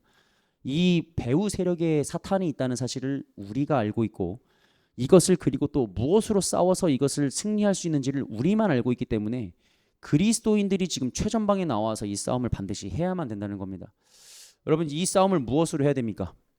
예배와 기도로 해야겠죠. 우리가 이 싸움을 할 수 있는 방법이 예배와 기도밖에 없습니다. 물론 어떤 우리의 민주적 투쟁을 통해서 당연히 필요하지만 그것보다 앞서야 되는 것이 예배와 기도입니다. 성경을 보게 되면 항상 이스라엘 민족이나 하나님의 백성들이 위기 때마다 무엇을 했습니까? 하나님 앞에 엎드렸습니다. 그들이 그냥 그렇게 자의적으로 한 것이 아니라 하나님께서 그렇게 하라고 하셨습니다. 너희가 이 땅에 내가 재앙을 내리거나 무슨 이런 일이 있거나 그런 어떤 너네가 뭐 이방 민족의 집배를 받거나 이런 일들이 생기면 너희가 내 앞으로 나와서 회개해라. 그리고 내 얼굴을 구해라. 그리하면 내가 너희의 땅을 고치겠다라고 말씀을 하셨기 때문에 그들이 하나님의 말씀에 순종했을 때 어떻게 됩니까? 회복이 일어났습니다. 지금도 동일합니다.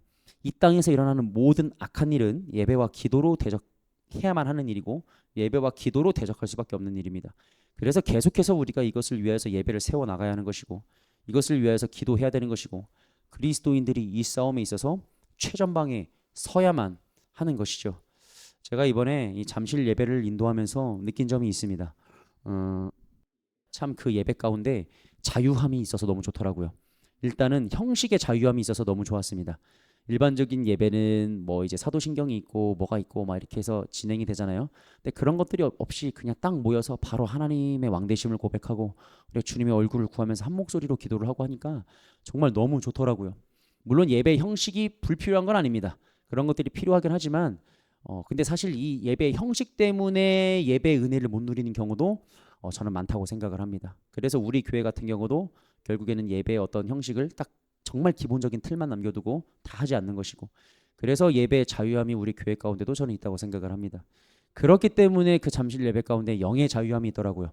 제가 여기서 기도를 해보면은 그 영이 되게 자유로운 것을 느낍니다. 뭔가 막혀있지 않고 그 하나님의 얼굴을 구하는 어떤 그런 이 기도가 하늘로 올라가는 것이 굉장히 뚫려 있다는 느낌을 많이 받습니다. 그래서 예배가 방해를 받지도 않고 그렇기 때문에 우리가 정말 말도 안 되게 거기서 3시간씩 예배 드리면서 서서 기도하고 그렇게 하는 것이잖아요. 이번에도 우리가 목요일날 가서 인도를 하고 왔을 때 1시간 40분 인도를 했는데 여러분들이 다 그러지 않았습니까? 너무 짧았다고.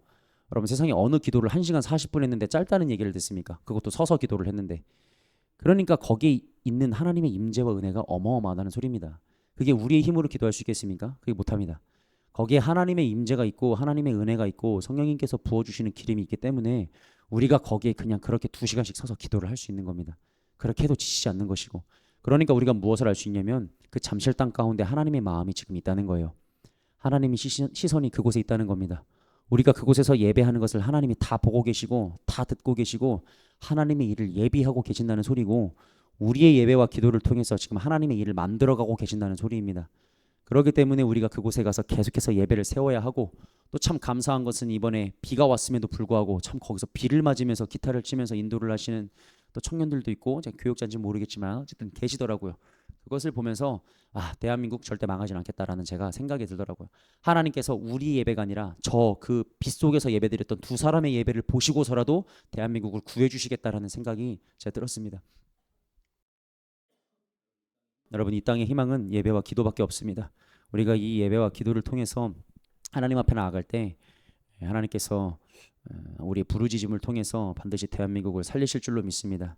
우리 모두가 이 시국 가운데 빛의 자녀의 역할을 온전히 감당하는 자들 되었으면 좋겠습니다. 이 땅에 있는 모든 어둠을 책망하며 정말 진리로 드러내는 역할을 하는 자들이 되었으면 좋겠습니다.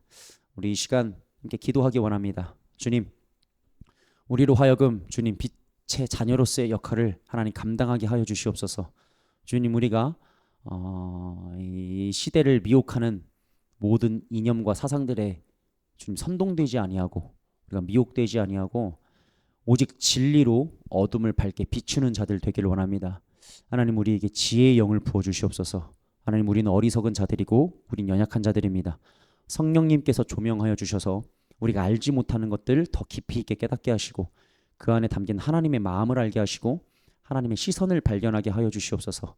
주님, 우리를 통하여서 대한민국을 회복시켜 주시옵소서. 우리가 주님께 드리는 모든 예배와 기도의 자리를 통하여서 하나님께서 이 땅을 회복해 나가시는 놀라운 역사를 주님 우리가 보게 하여 주시옵소서라고 기도하시고 또 우리 개인을 위해서도 기도하시기 바랍니다. 주님, 제가 우리의 삶이 있는 주변의 모든 상황들 가운데도 빛의 자녀의 역할을 하길 원합니다. 하나님, 어떤 나의 아직도 주님 앞에 죄된 모습들이 하나님 있기도 하고 또 내 주변에 여전히 많은 어둠들이 보이는데 하나님, 내가 두려워서 담대하지 못하여서 하나님 그것들과 맞서 싸우지 못하는 것들도 있습니다. 주님, 나에게 그 십자가의 빛이 비추는 주님의 자녀로서의 삶을 살게 하여 주시옵소서. 나에게 담대함을 주셔서 내가 어둠을 보고 그냥 지나치고 방관하는 것이 아니라 그것을 책망하고 드러냄으로써 그 안에 하나님의 영광을 드러내는 삶을 살 수 있도록 주님 붙들어 주시옵소서라고 우리 이 시간 다 같이 주님의 이름 한번 크게 외치고 기도하도록 하겠습니다.